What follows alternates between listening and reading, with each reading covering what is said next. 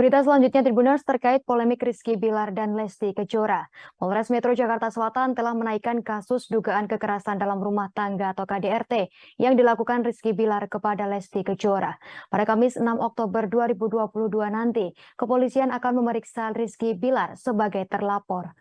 Kabar akan diperiksanya Bilar dibenarkan oleh Kepala Seksi Humas Polres Metro Jakarta Selatan AKP Nurma Dewi pada Senin 3 Oktober. Nurma menyebut Bilar dijadwalkan diperiksa sekira pukul 1 siang. Ia menambahkan saat ini pihaknya telah menggelar olah tempat kejadian perkara sebanyak 2 kali. Sejumlah barang bukti telah dikumpulkan dan para saksi telah diperiksa. Selanjutnya pihak penyidik akan melakukan cek tempat kejadian perkara.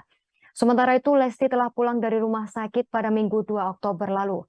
Kabar Lesti Kejora pulang dibenarkan oleh dokter rumah sakit Bunda Menteng, Dr. Puspa H. Widiawati.